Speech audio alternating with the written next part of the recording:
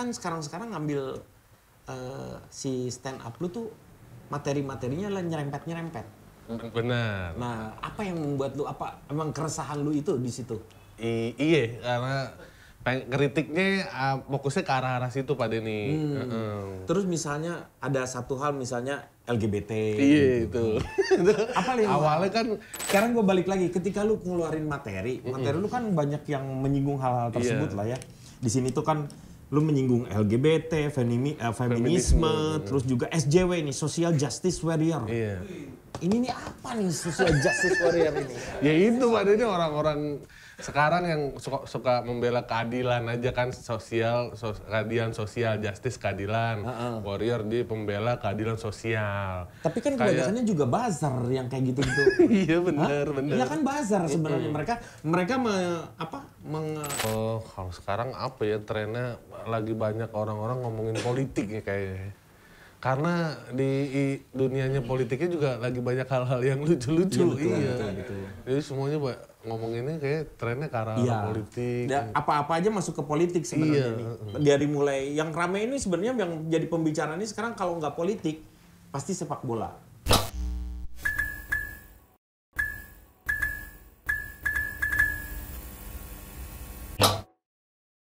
Assalamualaikum warahmatullahi wabarakatuh. Selamat datang di The Charger. Denny Chandra bikin garing. Hari ini hari yang sangat istimewa karena saya kedatangan salah satunya adalah dia pernah menjuarai Suci, yaitu stand up komedi Indonesia yang diadakan di Kompas. Nah ini dia nih juaranya. Tepuk tangan dulu untuk Popon Kerok. Ya, selamat datang Popon Kerok. Iya. Popon, kita mulai dari nama lu dulu ya. Betul. Popon, lu namanya di sini adalah Muhammad Saleh Zamaharizki. Iya benar. Gila, nama yang sangat bagus. Nama itu adalah doa. Doa menjadi orang yang soleh, terus juga rezeki lu banyak, bermanfaat untuk orang-orang banyak, yang kayak begitu. Kenapa lu tiba-tiba Popon Kerok? Nah ini nih. Ini kita harus bahas dulu nih namanya nih. Kalau Popon pada ini itu panggilan dari keluarga, dari kecil, dari rumah. Dari kecil. Dari mana Poponnya? Karena lahir di itu yang hari Jawa. Oh, Pon, Legi, Wage, Kliwon, iya. Kliwon gitu ya. Jadi gitu. lu Pon.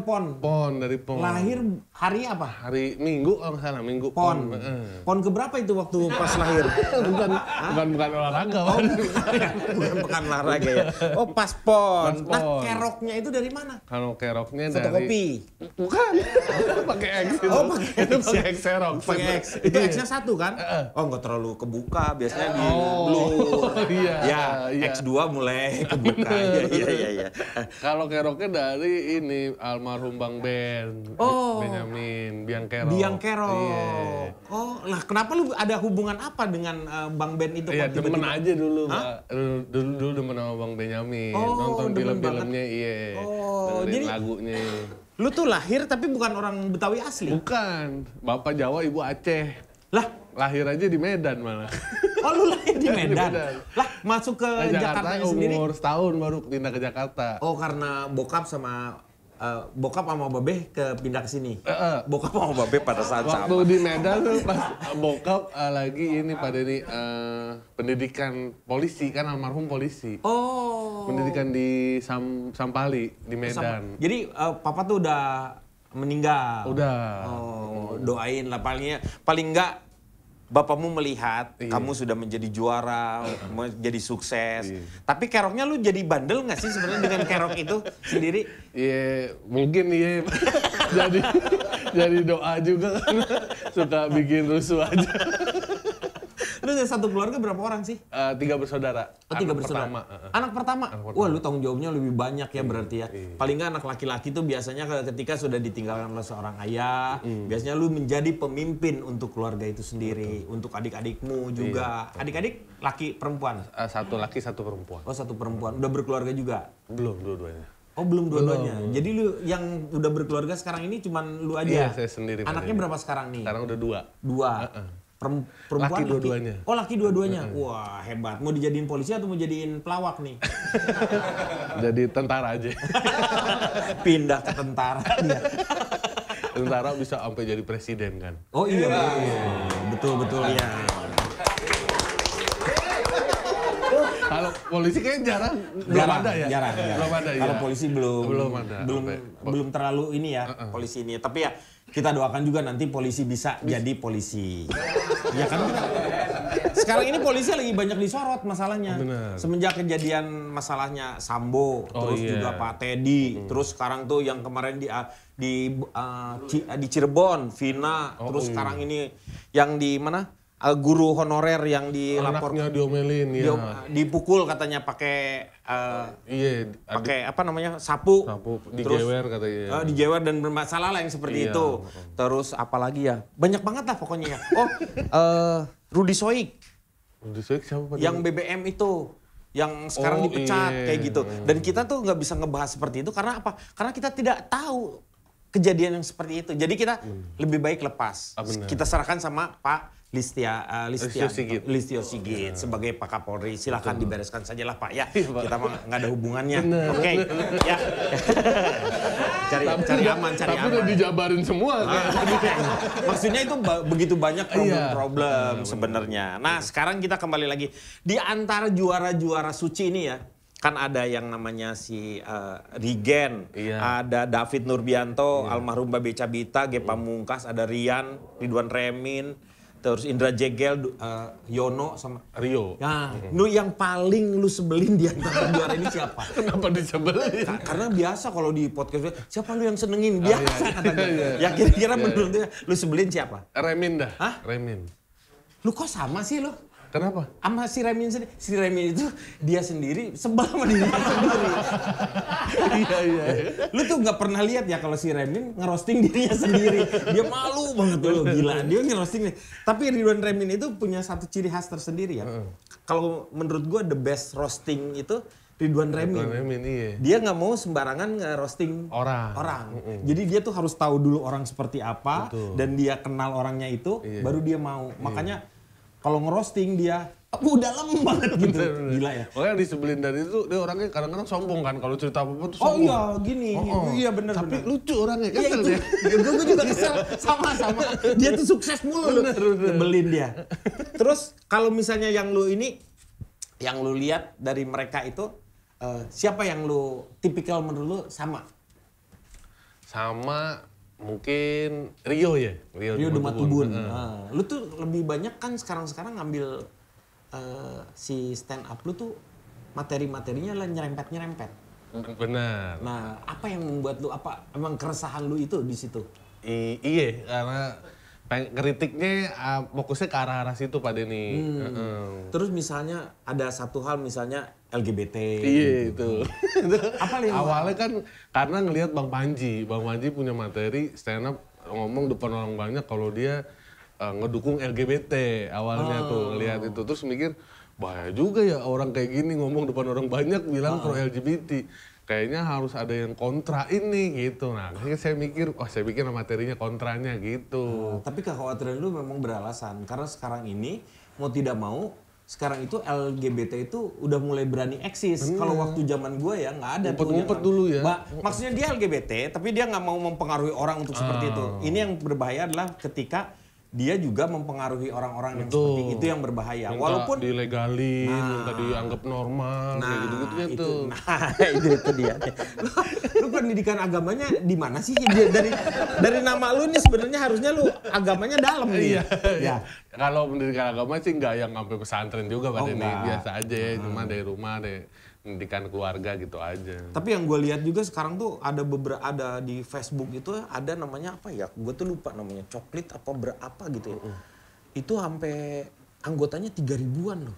Itu LGBT itu. Banyak. Itu banyak banget itu. Itu makanya kata gue juga dan itu tuh kan sebenarnya ini kan kalau misalnya mereka ini bukan harusnya ini menjadi sebuah penyakitnya mah penyakit masyarakat. Karena bukan penyakit yang gue ngerasa bahwa terlahir sebagai LGBT nggak ada. Dia kadang-kadang suka gitu ngerasa dilahirkan dengan LGBT. Yang transgender juga ngerasa katanya dia terlahir di tubuh yang salah. Terjebak di tubuh yang salah. Siapa yang jebak ya? Kok dia ngerasa aja. Kok kenapa jadi nyalahin? Itu dia. Itu permasalahan sebenarnya. Tapi kita kan berharap bahwa harus mereka kembali lagi ke jalan yang benar. Karena cerita-cerita yang pernah kita ketahui bahwa ketika yang namanya waktu dulu zamannya LGBT itu, Nabi siapa tuh? Nabi Lut pada saat itu yang dihancurkan itu kan yang menjadi korban juga bukan orang-orang yang anggota yang termasuk LGBT juga, tapi yang kena juga pengaruhnya juga gitu kan. Nah, yang jadi masalah sekarang ini bagaimana sikap kita terhadap mereka. Nah, itu sebenarnya yang paling penting. Nah, pemerintah sebenarnya harus hadir. Karena tetap harus mereka punya hak yang sama, tetapi untuk pengaruh-pengaruh yang seperti itu, yang penyimpangan itu seharusnya juga ditolerir untuk tidak menjadi lebih banyak. Benar. Jadi gue setuju sama lu. Terima kasih Pak Denny. Karena gue tuh sebenarnya pendukung LGBOL kalau gue. Ya kebanyakan kan bermasalah dengan beolnya. Oh iya benar. Oh, lancar jadinya. Cenderung gak kontrol ya. Iya. Nah sekarang gue pengen cerita tentang dirimu ini. Sekarang kan juara suci 8 ya? Iya Pak Denny. Juara suci 8 nih sekarang katanya udah mulai bikin apa? Keliling nih sendiri. Iya, bikin spesial tour. Spesial tour. Nama spesial tournya apa? Sekarang full body namanya. Full body? Iya. Maksudnya full body itu apa tuh nih? Full body kan awalnya mau bikin dari awal rencananya mau bikin 3 tuh Pak Denny. Yang pertama bikin namanya Popon Minded. Dari mind pikiran. Yang sekarang namanya full body. Dari body tubuh. Nanti yang ketiga mau bikin soul. Jadi kayak mind, body, and soul. Wih, gila. Dalam banget. Lu udah filsafatnya kuat kayaknya nih. Emang nyari-nyari aja itu. Nah, kalau yang body ini ngomongin tentang bentuk tubuh.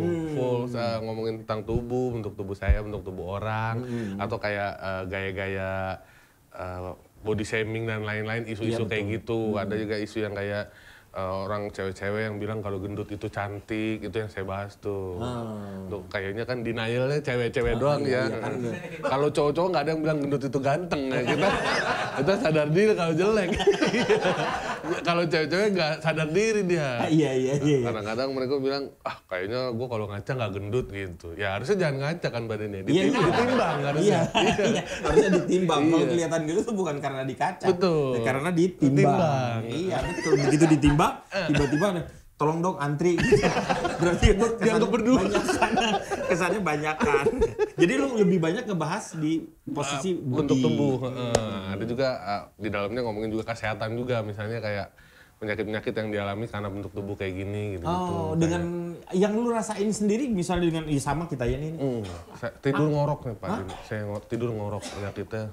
Oh, bukan karena kecapean ya, tapi karena jantungnya banyak bekerja mungkin ya. Itu. Tapi tekanan darah gimana tekanan darah? Aman. Tapi makan gula banyak. Gula banyak. Ada turunan juga dari ibu. Oh. Kan gula kan penyakitnya ada turunan juga kan. Ada bisa turunan, ada juga yang karena pola hidup. Iya. Lu dari keturunan. Akhirnya ada dari keturunan. Sekarang sih belum Pak Denny, mungkin nanti. Jangan dong. Kalau bisa jangan. Oh, kalau saya mah menghargai warisan Pak Denny. Lah, lu bukan masalahnya penyakit ini. Penyakit diwariskan seneng gimana sih? Yang jadi masalah tuh kemungkinan yang terkena yang akan dampaknya lebih banyak. Itu bukan di lu tetapi di anakmu. Iya benar. Jadi turunan yang ketiga yang biasanya kena gulanya, tetapi dicegah sedemikian rupa dari awal sebenarnya. Makanya pola hidup yang sehat itu memang harus diterapkan terutama kepada anak-anak nih sekarang. Lu kan pengen menjadikan anak menjadi siapa nantinya tuh. Jadi lu harus mulai tidak dari sekarang. Dari sekarang mengurangi yang namanya gula. Apalagi tapi ada keinginan untuk mempunyai gula-gula. Ada keinginan ya? Nggak berani berarti dia. Nggak berani dia. Nah, sekarang gue balik lagi ketika lu ngeluarin materi lu kan banyak yang menyinggung hal-hal tersebut lah ya. Di sini tuh kan lu menyinggung LGBT, feminisme, terus juga SJW ini, Social Justice Warrior. Iya. Ini nih apa nih Social Justice Warrior ini? Ya itu Pak, ini orang-orang sekarang yang suka membela keadilan aja kan, keadilan sosial, justice keadilan. Warrior dia pembela keadilan sosial. Tapi kan kebanyakannya juga buzzer yang kayak gitu-gitu. Iya benar. Iya kan buzzer sebenarnya mereka membela, tetapi sebenarnya ada kepentingan lain untuk kelompoknya sendiri atau seseorang yang dianggapnya untuk dilindungi kan.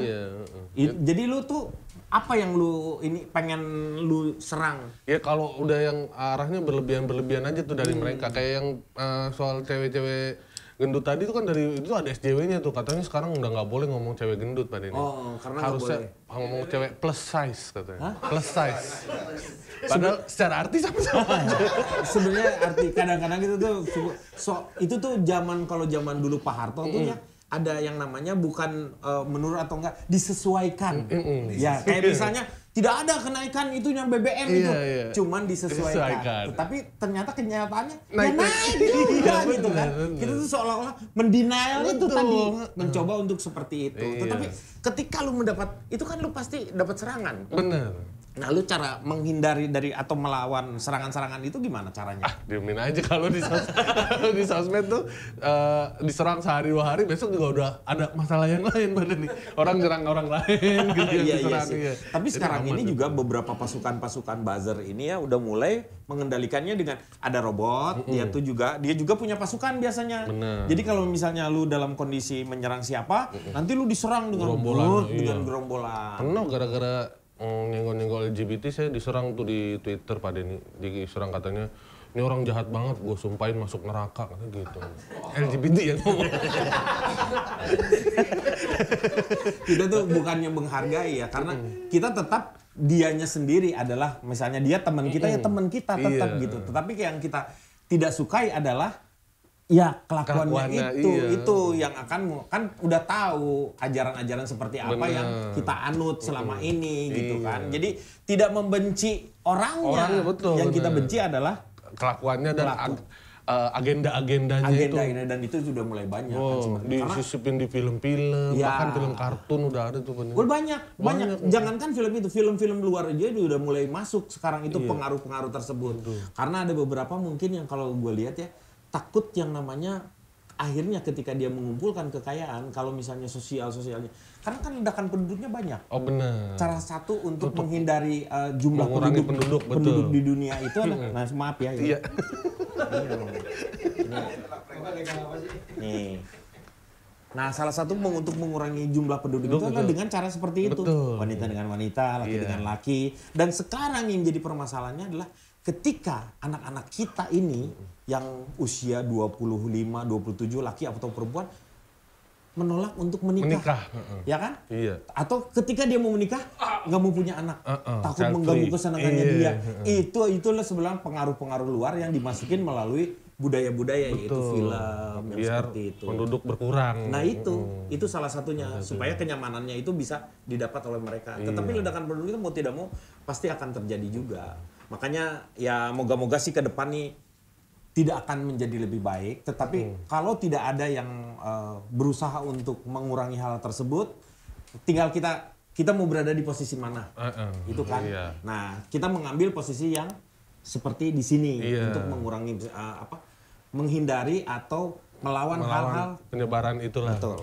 Jadi kita sepakat dulu. Oke. Sip. Terus ini gua tanya lagi. Nah, ngelihat komedi yang sekarang ini seperti apa nih, Pon? Komedi, stand up komedi. Stand up komedi apa tuh komedi di Indonesia? Kalau sekarang apa ya trennya, lagi banyak orang-orang ngomongin politik ya kayaknya. Karena di dunianya politiknya juga lagi banyak hal-hal yang lucu-lucu. Betul. Jadi semuanya ngomonginnya kayak trennya ke arah politik. Apa-apa aja masuk ke politik sebenarnya nih. Dari mulai yang rame ini sebenarnya yang jadi pembicaraan ini sekarang kalau nggak politik pasti sepak bola. Oh benar. Lihat kemarin sepak bola ketika Indonesia melawan Bahrain. Iya. Itu yang namanya siapa? Wasitnya. Yang lebih kan ininya. Yang 90 harusnya 96. Dia jadi 99. Jadi 99 karena dia pikir posisi yang enak 99. Padahal posisi 96 juga nggak enak. Harusnya 69. 69 iya benar. Kalau 99 tuh 99 tuh gimana? Ya itu kan. Gak enak. Ya, makanya kata gue, ini apa sih? Itu sama dengan berbaris itu. Nah itu gini. Iya. Aneh. Nah itu juga kan diserang. Iya. Jadi kita menyalahkan yang namanya wasitnya itu yang kayak gimana? Kalau menurut gua memang pada posisi saat itu wasit itu memang salah sebenarnya. Iya. Kalau menurut lu gimana? Iya, udah salah lah. Kalau itu mah kayaknya. Lu pernah membicarakan masalah ini juga? Pernah? Pernah. Di radio, lu kan di radio kan lu kadang-kadang yang kecil-kecil tuh di Prambors tuh ya. Jadi kalau misalnya dengerin Prambors, ada popon itu biasanya ada quote, bukan quote sih, dia berbicara tentang politik atau yang lagi hangat. Betul, berita terkini. Berita terkini. Nah itu lu pernah bahas juga itu, emang kayak kan soalnya itu nggak beberapa kali kan kejadian wasit nyurangin Indonesia. Iya, betul. Dan setiap wasit nyurang Indonesia udah pasti sama orang Indonesia sosmednya diserang. Pasti abis tuh. Pasti Mungkin abis. dia Instagramnya kalau nggak salah diberhentiin sama dia ya. Jangankan gitu, PSSI-nya Bahrain juga diserang kan. Bener. Emang di kita tuh gila netizennya. Dahsyat. Tapi yang jadi permasalahan gini. Salah satu yang membuat saya tersentuh itu adalah gue tuh sebal banget dengan si wasit yang Bahrain Oman itu kan orang Oman kan ya. Dia karena memang berpihak seperti itu. Tapi ketika gue melihat yang lebih menyedihkan lagi ketika di PON. Ketika Aceh melawan Sulawesi Tenggara. Sulawesi Tengah ya, Sulteng ya. Iya. Itu pun kata gue sudah terlihat dengan jelas wasit melakukan hal seperti apa dan wasit diganti pada saat-saat mau dimulai, itu kan udah tahu tuh. Ada tanda-tanda. Ya, sampai sekarang belum tahu tuh siapa yang menjadi mengatur pertandingan. Mastermind dari itu tuh semuanya tuh nggak dicari nih. Jadi sebenarnya ada mafia yang bermain seperti itu, tapi PSSI seolah-olah sekarang membiarkan aja kayak gitu. Ini kan masyarakat Indonesia sama seperti masyarakat Sulteng yang dikecewakan dengan. Jadi kita ngerasain tuh bagaimana sakitnya disakitin oleh keputusan wasit itu. Moga-moga sih sebenarnya PSSI mau nih mencari siapa sebenarnya yang mengasih duit. Jadi otak dibalik itu semuanya. Ya, kadang-kadang orang cuma nyayangin kayak tindakan perilaku kejamnya ke wasit. Padahal nggak mikir kenapa orang itu bisa berbuat seperti itu. Mungkin juga si wasit lagi dalam kondisi memang memerlukan duit atau kayak gimana. Ini berarti ada hal-hal yang di luar itu yang kita harusnya lihat secara skopnya tuh lebih luas lah yang seperti itu. Nih balik lagi Pon. Iya Pak Dini. Ya. Ini lu sekarang udah kemana aja nih secara yang tur ini kan ke 6 kota, ke Bali, udah ke Batam, terus ke Kediri, ke Jogja. Nanti yang ke minggu ini di Bandung sama tanggal 9-nya di Jakarta. Nah sambutannya gimana tuh Pon udah di beberapa kota ini? Biasa aja sih. Lu kerja sama karena tur pertama kerja sama anak komunitas setempatnya. Karena tur pertama kalau dengar cerita teman-teman yang tur pertama emang katanya banyak kan rugi Pak Dini. Nggak apa-apa sih, tapi itu jadi pengalaman. Bener, namanya tur pertama. Nanti emang biaya produksinya atau kerugian di tur kotanya itu biasanya ditutupin di Jakartanya. Oh di Jakarta lu mau bikin yang lebih besar. Secara di Jakarta, secara misalnya kayak harga tiket lebih mahal, kapasitas lebih banyak gitu. Nah untuk sekarang kan ini banyak nih tumbuh nih. Ini aja Suci udah 10 ya? 10. Udah 10. Nah sekarang kalau bagaimana lu bisa eksis di antara begitu banyak stand up atau komika-komika yang mulai tumbuh. Dan bukan hanya juara-juara satu aja loh yang moncer nih, yang di bawah-bawahnya juga moncer. Banyak banget sekarang ini yang stand up komika atau komika ini. Lu gimana lu supaya tetap masih bisa eksis? Itu salah satunya emang bikin spesial itu tur atau bikin konten-konten kayak podcast bareng teman apa gitu. Lu punya podcast sendiri tapi namanya apa podcastnya? Popcorn. Popcorn. Popcorn ya, bukan popcorn. Bukan, popcorn. Karena teman saya namanya Sukron. Jadi Popon Sukron. Namanya popcorn jadinya. Iya. Rasanya kayak jagung tapi enggak ya. Enggak kayak jagung bakar ya. Jadi berdua sama Sukron. Sukron itu teman kamu? Teman di komunitas stand up Jakarta Selatan. Jadi lu nggak terlalu harus chemistry-nya udah dapet lah dari ini sendiri ya. Nah, lu sendiri di komunitas mana? Jakarta Selatan, stand up Indo Jakarta Selatan. Iya. Lah, tinggal sendiri Tinggal sekarang emang di Citerep, Bogor. Tadinya kan di Kalibata. Lu bisa orang Citerep ngaku-ngaku Jaksel gimana sih? Enggak, gue coba ceritakan. Tadinya kan di Kalibata. Lu kan harus tahu ya. Iya, ya kan? Iya, sebenarnya I tahu.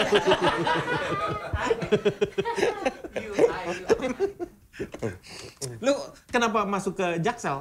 karena dulunya di Kalibata, bahkan dulunya lagi di Menteng sebelumnya masih. Lah, jadi daerah sini. Lu tinggal di Jakarta tuh di mana awalnya? Di Menteng. Oh, di Menteng dulu. Itu rumah keluarga. Rumah orang tua, iya, di asrama polisi. Oh, di asrama polisi. Iya. Terus pas bapak meninggal kan udah nggak keluar dari asrama. Oh, dari asrama ya. Iya. Pindah ke kalau rumah keluarga di Jagakarsa, Jakarta sini. Sawah. Tapi lu udah mulai dekat sama anak-anak Jaksel ini? Iya, udah. Tahun berapa sih lu gabung sama anak-anak Jaksel ini? Komunitas Jaksel gabungnya tahun 2015. 2015. Iya. Lu tuh 8 itu tahun berapa ya? 2018. Oh, 3 tahun setelah tahun, itu ya. Iya. Setelah itu. Jadi lu masih belajar tentang waktu dulu masih zamannya Indra Jegel sih enggak. Indra Jegel 2016. 2016 iya. Ya, 2016.